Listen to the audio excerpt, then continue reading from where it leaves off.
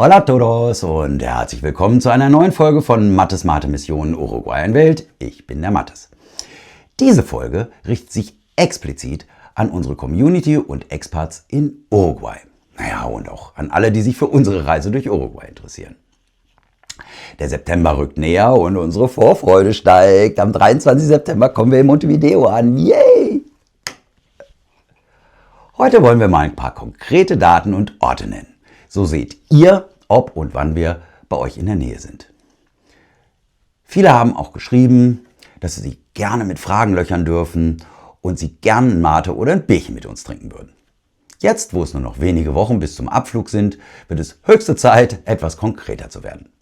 Zuvor aber noch ein Hinweis für kriminelle Elemente hier in Deutschland, die unsere Abwesenheit für spontane Eigentumsübertragung nutzen wollen. Aufgepasst!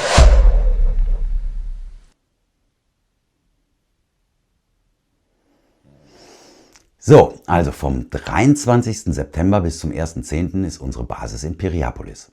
Von dort aus werden wir die Departamentos Maldonado und Rocha in Tagesausflügen erkunden. Und wenn wir das richtig wahrnehmen, dann ist die Umgebung von Piriápolis ein wahres YouTuber-Sammelbecken. Wir verorten dort die Soul Sisters, Kevin von Auswandern nach Uruguay, Eugen von den Catching Dreams und ein Stück weiter leben Nathalie und Matthias von Raus aus EU. Es gibt wahrscheinlich noch viel mehr, die da leben. Außerdem hat uns Waldemar angeboten, sich mit uns treffen zu wollen. Er lebt ebenfalls in der Gegend von Piriápolis. Ihm hat zum Beispiel Cynthia von den Soul Sisters geholfen bei der Einwanderung. Ja, und dann ist da noch ein ganz besonderer Uruguayo. Rick, mein Kumpel, unser treuestes Community-Mitglied. Rick lebt in Rocha und wir möchten ihn wirklich sehr gerne besuchen. Hey Rick, schreib uns doch bitte mal an. Wir hoffen, mit euch allen ein kaltes Bier zu trinken oder auch ein Mate und euch mit unseren Fragen löchern zu dürfen. Die Soul Sisters sind vor 4 Jahren eingewandert.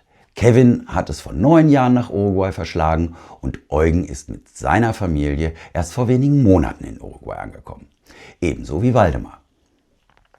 Nathalie und Matthias sind seit über 2 Jahren in Uruguay und zeigen in ihren Blogs und Shorts viele Einblicke in das uruguayische Leben. Vielen Dank dafür. Wir hoffen auf spannende Gespräche und sehr unterschiedliche Perspektiven. Die Links zu den Kanälen Soul Sisters, Auswandern nach Uruguay, Catching Dreams und Raus aus EU findet ihr in der Kanalbeschreibung, in der Videobeschreibung. Soweit wir wissen, ist Kevin erstmal mit dem Rad die ganze uruguayische Küste entlang gefahren und hat sich alles angesehen und sich dann in Piriápolis verliebt. Daraus schließen wir, dass es dort sehr schön sein muss. Am 2. Oktober starten wir dann mit unserer Rundreise, also Erkundungsreise. Da wir flexibel sein möchten, haben wir keinen festen Zeitplan. Wenn es uns irgendwo sehr gut gefällt, bleiben wir länger. Andere Orte werden vielleicht schneller bereist. Man wird sehen. Außerdem machen wir unterwegs immer mal wieder Abstecher zur Empfehlung von euch oder besuchen Community-Mitglieder. Also unser Plan steht so plus minus ein Tag für alles, was uns da so unterwegs begegnet. Und aktuell sieht er so aus. Wir starten also am 2.10. in 33. Ein guter Ausgangspunkt, um den Osten zu erkunden. Schon am nächsten Tag, dem 3. Oktober, geht es weiter in den Norden nach Tacuarembó. Dort bleiben wir sogar 2 Nächte, weil es da so viel zu entdecken gibt. Gaucho-Hauptstadt, Craftbeer-Szene und so. Ich bin total gespannt. Am 5. Oktober erreichen wir dann den nördlichsten Punkt unserer Reise, Artigas. Ich hoffe, wir finden ein paar schöne Amethysten. Und wir setzen natürlich auch mal unseren Fuß auf brasilianischen Boden. Danach geht's Schlag auf Schlag am Rio Uruguay entlang Richtung Süden. Also, am 6. Oktober sind wir in Salto, am 7. sind wir in Paysandú und am 8. Oktober in Mercedes. Ein echter Roadtrip eben. Ja, und jetzt kommt der Knaller. Am 9. machen wir einen kleinen Abstecher über den Rio de la Plata nach Buenos Aires. Dort betreten wir dann argentinischen Boden. Wieder zurück auf uruguayischem Boden besuchen wir dann am 10. Oktober das historische Juwel Colonia de Sacramento. Ich glaube, ohne geht's nicht. Unsere letzten Stationen führen uns dann wieder Richtung Osten. Am 11. Oktober durchqueren wir Canelones und am 12. Oktober landen wir in Atlantida. Dort schauen wir mal bei Bettina und ihrer Vivero Köln vorbei. Einer Gärtnerei für gesunde Kräuter und Heilpflanzen. Zum Schluss geht's am 13. Oktober in die Hauptstadt Montevideo. Ja, und nach diesem Marathontrip? Da ist noch nicht Schluss. Da haben wir uns erstmal ein paar Tage Ruhe verdient. Wir hängen noch vom 14. Oktober bis 24. Oktober ein paar Tage in Piriapolis dran. Das soll eine entspannte Mischung aus Urlaub und Recherche vor Ort werden. Wir hoffen auf viele spannende Begegnungen und drückt uns die Daumen für Wahlsichtungen. Die wollen wir nämlich unbedingt sehen. Am 25. Oktober geht es dann für 5 Tage zum großen Finale noch einmal nach Montevideo, um die Hauptstadt einfach genauer zu erkunden und vor allen Dingen Belens Mutter persönlich kennenzulernen. Belen ist eine uruguayische Freundin von uns, die in Deutschland lebt, und wir haben ihr und ihrer Familie in Uruguay viel zu verdanken.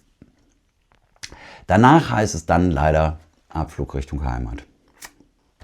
Ja, und wenn ihr euch das nicht alles merken konntet, alle Tourdaten findet ihr natürlich zum Nachlesen in der Videobeschreibung. Wenn ihr uns treffen wollt, und wir würden das wirklich super gerne, schreibt uns eine Mail oder Nachricht. Die Adresse steht in der Kanalinfo, wenn ihr da ganz nach unten scrollt hinter einem Button. In der Kanalinfo ist aber auch unser Instagram-Account und Facebook-Account verlinkt. Da könnt ihr uns natürlich ebenfalls eine persönliche Nachricht schreiben. Wir freuen uns auch weiterhin über jeden Reisetipp. Den aber in die Kommentare, dann haben alle was davon. Ja, und seid gespannt auf die nächste Folge. Da packen wir unsere To-Do-Liste für die Auswanderungszeit, Planungszeit 2025 bis 2029 aus. Da zeigen wir euch, was da schon draufsteht, und sind gespannt auf eure Ideen, was da noch fehlt. Also, falls noch nicht geschehen, abonniert den Kanal und aktiviert die Glocke, dann verpasst ihr nichts mehr von uns. Und ich muss jetzt endlich mal Frau Mattes eröffnen, dass sie nur 23 Kilo mit auf diese Reise nehmen kann. Also, falls es nächste Woche keine Folge gibt, wisst ihr, Frau Mattes hat das nicht so gut aufgenommen. So, das war's für heute. Hasta la próxima vez, wenn es wieder heißt Mattes Mate Mission. Que les vaya bien und auf Wiedersehen. Tschüss.